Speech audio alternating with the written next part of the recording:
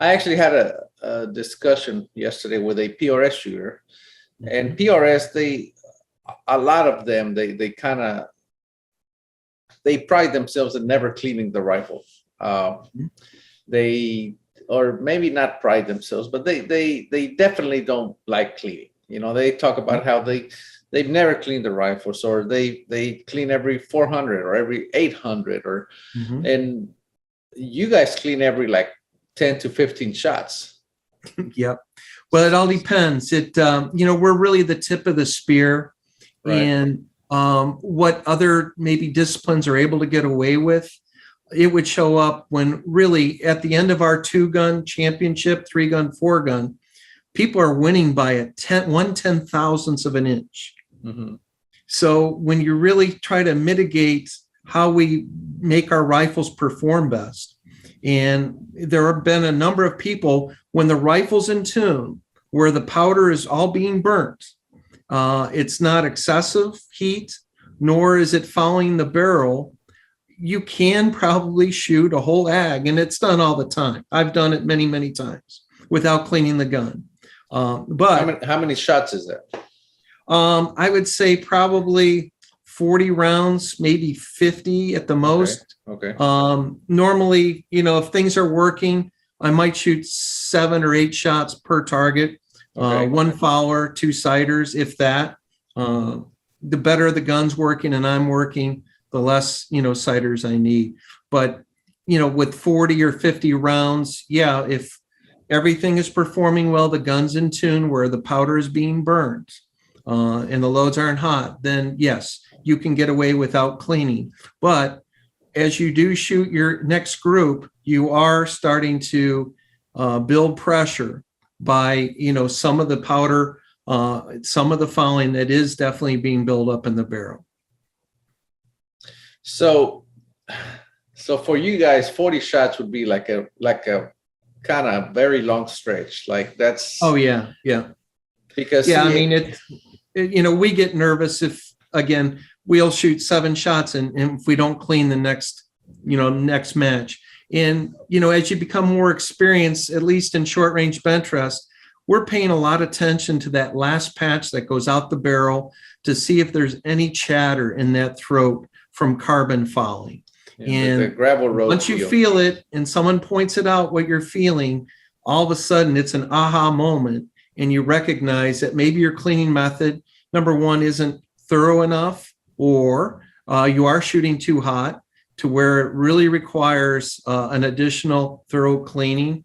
But yeah, it's definitely something that you want to pay attention to. And also, predicated on the powder, the ball powders, some of the older powders that people use, tea powder, 8208, which have a tendency to burn a little bit dirtier. The conventional maybe cleaning that you could get away with such as Vitivory powder or some others that are extruded, they induce the ball powders had a tendency to burn dirtier and require more thorough cleaning. So you mentioned something that I always talk about is the gravel road feel. When you push that rod and it feels like you're going down the gravel road, that is so detrimental to accuracy. By the time you feel that you should have cleaned it a long time ago. And it happens not because people don't clean, like you said, it happens because people don't clean properly. Well, and true. And if it's also hot and dry, that has a tendency to lay more copper down towards the muzzle. And there are a lot of great shooting barrels out there that are just fouled that people have not cleaned them thoroughly enough to where they know what their rifle's capable of. So let's talk about like the PRS shooters that they'll go 400, 600 rounds without cleaning. Is there at any point at which I've heard this copper equilibrium where the barrel finds its happy place, and once it gets to that point, it's just stable from there on? Do you believe that? Again, we're at a tip of a spear that we see degradation in how our aggregates are and how some of our groups start to loosen up with time. You know, I don't know that it may find a happy place per se.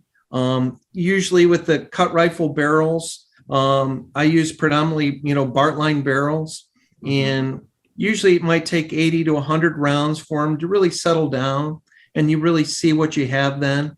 And you know, they're good barrels. Again, predicated on how much the hot loads that you use, certainly your cleaning method. A lot of people are real hard on the lead of their throat because they're talking to their buddies and they've got the cleaning rod cranked up, pulling back or pushing down, and it's peening the top or 12 o'clock or 6 o'clock in that throat or that lead. And a bore scope will really clearly show how well you're keeping that cleaning rod straight. Right. So what products do you like to use? Because I mean, you guys, you don't have all night to soak that barrel. You guys got to go in there. And how much time do you usually have to clean a barrel? We've got 30 minutes between matches by the rules. Everybody seems to have kind of their own elixir. I've tried everything, hoping that there's a liquid cleaner, whether it was Shooter's Choice when I first started, Butch's Bore Shine that kind of became very, very popular and is still very popular today. There's a First Choice cleaner out of Canada. It's water-based. That works really well. A lot of the top guys are using that right now. The BoreTech products are excellent, and they will all work well. But to get out carbon, especially if you've shot too hot, you will need to use JB Bore Paste or IOSO with a nylon brush. It doesn't take a lot, but you know, at the end of the day, the guns will shoot better when you get that carbon out of that throat area. People, I'm very happy to hear you say this, okay? Because I use abrasives every time I clean my barrel, and some people watch me do that, and they're like, "You're ruining that barrel." And I'm like, "Look, man, I'd rather have abrasive. I mean, toothpaste is abrasive, right? And we do it every day. But I want to get that carbon out of there. I'm 100% believer that carbon is the killer of all things, as far as accuracy is concerned. And when, like I said, I've seen shooters that are cleaning their barrels, and they get, I can literally, I've seen their hand as they're pushing the rod get just chatter. And I've told them, I said, I have some IOSO in my bag if you want to try it. And they're like, well, I've never done it. I said, I'll do it for you. And, you know, I'll stroke it a few times with IOSO, and all of a sudden, you know, it's just smooth as can be. Oh yeah. You can feel the difference. Yeah. All of a sudden their accuracy comes back. But so how long does it take you to clean a barrel in competition? I would say really to do everything right, you should be able to clean it 7 to 10 minutes. I will tell you this, Erik, that our very best top shooters in short range bench rest go through IOSO like toothpaste. They will clean after every group they shoot. And this is from Tony Boyer, Larry Costa, Wayne Campbell, some of the very best in our game. They believe they'd rather shoot a barrel that's clean and absolutely know that if the gun doesn't shoot, it's not because there's fouling in the barrel. And should it reduce barrel life because you're wearing the lands in the throat with a little bit of abrasive paste, however abrasive JB or IOSO might be, they would rather have a barrel perform to its peak capacity or potential, knowing it's clean and not fouled, than having a barrel that they might be able to get 300 more rounds out of that they never IOSO'd or JB'd, that you may be not getting everything out of the rifle for accuracy due to some fouling. Right. I keep talking about PRS because I had a PRS shooter that spent a couple of days with me, and he was looking at me clean my rifle, and we're talking, and I'm cleaning and I'm brushing and I'm putting abrasive down the bore, and he said, yeah, I know. Why do you do this? And I freaking out. Yeah. I said, well, because I said the last 100 rounds, because see, we have to go 75 to 100 rounds because of F-class, right? I said, and it shot amazingly well. So I want to just go back in time and start over. You know what I mean? Right. It's data they already have that barrel from 0 to 100 shoots extremely well. So I want to maintain it in there. And he says, okay, so if you tune on a clean barrel, how do you know that that barrel is going to be clean the next time you clean it? I said, because I'm going to clean it. He goes, but how do you know? I said, well, I have a bore scope. And he's like, but like, there's no way you can get it all out. I said, no, I'm going to get it all out.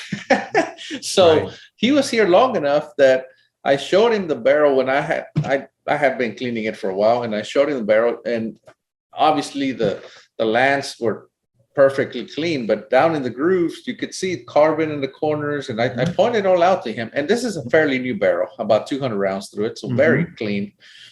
And I showed him all that. And then when I got done with the barrel, I said, come here, look at it again. And I showed him with the bore scope. And he's like, oh my God, there's nothing in there. I said, exactly. I told you it's clean as clean. And then I just start from there every time.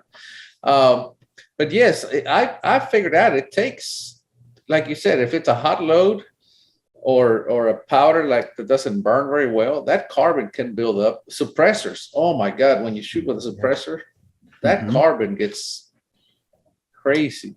Oh yeah, it's you have to be so careful. It's really cancer to a barrel. The proponents of the no cleaning regimen, they always say, I wait until my groups open up. What's your take on that? I want to hear what you have to say on that, on waiting until groups open up to do something. Well, I would say if that's your litmus test before you decide that you want to, properly or more thoroughly clean the barrel, we can't give up a bad group today in a lot of competitions, especially when it's later in the summer for us and conditions are mild. I mean, you have to be shooting small ags at 100, 200, 300 yards. And for the gun to say, well, or for you to say, well, I could tell that my barrel got a little fouled. The bullets were starting to wander and they became smaller. It needs to be clean now. Well, you may have given up 50 or 100 thousandths in group size just because, you weren't on top of it. And now you're in catch-up mode that you've got to make up to the field, where if there's good conditions, which generally in the fall, late summer or fall, is where our aggregates really start to shrink with mild winds, warmer weather. You just can't give up ground like that. Right. And that's kind of my take on it has always been similar to what you said earlier. I'm not looking for the most or the smallest groups out of my barrel. I'm looking for the smallest ag for the life of the barrel, right? It's I don't take it one group at a time. I'm trying to maintain the smallest ag possible for the life of that barrel.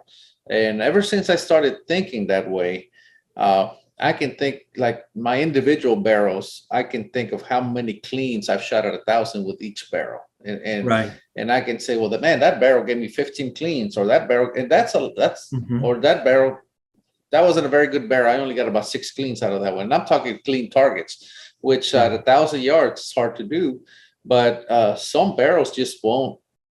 They won't ag. That's like Don Nagel used to say, rest in peace now, but he used to say, anytime we talked about anything, he said, oh, that bullet won't ag, or that cartridge just won't ag. And that's when I started thinking like that. It's you have to think in terms of aggregate, not in terms of, and of course, if you wait for your groups to open up, your aggregate. Yeah, it's usually, and it takes usually a bad group for any of us to say, wow, okay, something's wrong. Maybe I need to get the bore scope out or really see if the barrel's fouled. There's nothing ever bad that's going to come from cleaning a barrel thoroughly. And certainly you don't want to introduce premature wear to the barrel. But, stock car racing, if they drove the car slower, the engine would last a lot longer than 500 miles. Well, again, Top Fuel drag race, they rebuild that engine every pass. Yeah, I mean, so it's, as much as it pains me to say it is, barrels are a consumable item. When you have a good one, you don't want to shoot it in small matches. And that's, a big problem that especially a newer shooter, they have something that's working well. Oh my God, put that barrel away or get another barrel, put on it. And everybody, no, it's me, it's me. And then they change barrels and it's like, oh my gosh, I should have taken that barrel off last year. Tonight I'm feeling me, gonna make an ugly scene. Tonight I'm feeling